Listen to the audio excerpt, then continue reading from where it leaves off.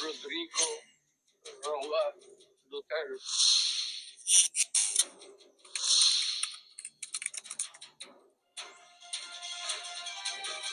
Nagkausap na si dating Pangulong Rodrigo Duterte at ang itinalaga niyang abogado na si Attorney Nicholas Kaufman sa Scheveningen Prison sa the Netherlands. Sabi ni Kaufman, umaasa siyang maabsuelto si Duterte sa kinakaharap na crimes against humanity sa International Criminal Court. Posible nang ipa-freeze ng ICC ang assets ng dating Pangulo kapag gumugulo na ang paglilitis. Pero ayon sa dating niyang Chief Presidential Legal Counsel, walang legal na basihan yan. Mula mismo sa The Hague sa the Netherlands, balitang hatid ni Mariz Umali.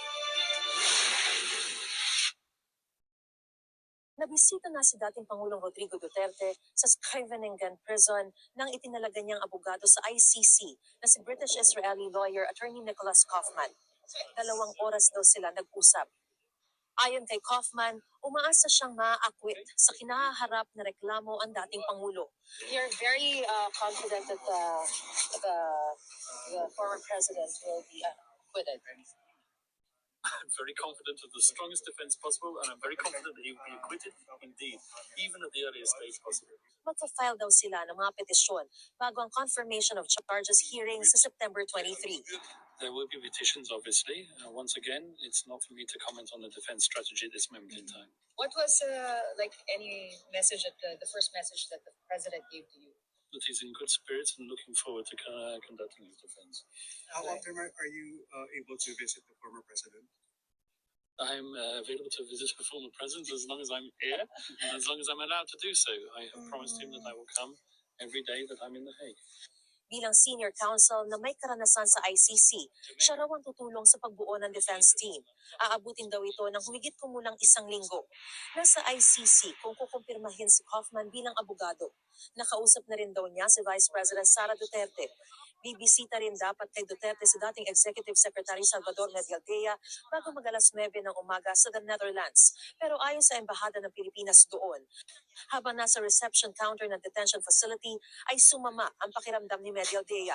Kaya nagpatawag ng medic. Nagpatawag din ng ambulansya na siyang nagdala kay Medialdea sa ospital. Kasama raw ni Medialdea sa ospital ang isang malapit niyang kaanak. Ang sino mang hinahatulang guilty ng ICC ang siyang responsableng magbayad sa mga biktima. At habang gumugulong pa lang ang kaso ng isang suspect, may hakbang nang i-freeze ang mga asset o ari-arian niya. Base sa website ng ICC, ang Office of the Prosecutor ang kakalap ng financial information ng isang suspect sa simula ng pagdinig. Kapag nailabas ang warrant of arrest o summons to appear, maaari ring maglabas ng request para sa identification, tracing at freezing ng mga ari-arian ng suspect. Ang registry naman o yung gumagawa ng non-judicial functions ng ICC ang responsable para mahanap at ma-recover ang asset ng nililipitis. At hihingin ang tulong ng mga estado at intergovernmental organizations para mabawi ang mga yan. Ayon sa isa sa mga Pilipinong abogado sa list of counsel ng ICC, may komplikasyon kung hindi saklaw ng Rome Statute ang bansa kung saan hihilingin ang pag-freeze ng asset ng akusado. These assets, when it's in the Philippines, it needs the cooperation ng Philippine domestic authorities. If it's outside, kung hindi yan non-state party, hindi yan obligated to cooperate under the Rome Statute. Pero kung may political will umano ang gobyerno, may legal na paraan pa rin para maipatupad ang freeze kung hihingin ng ICC. Sabi ng palasyo, kung ito po ay magkakaroon man ng issue o magbibigay ng order ang ICC, ituturo po natin, ibibigay po natin to sa dapat sa AMLAC kung kinakailangan po. Giit ni dating Chief Presidential Legal Counsel Salvador Panelo, walang legal na basehan para sa freeze order at wala ring i-freeze dahil mahirap ang dating Pangulo. Sa huling SALN na inilabas sa publiko noong 2017, may net worth na mahigit 28 million pesos ang dating Pangulo. Hindi na isinapubliko ang mga huling SALN niya.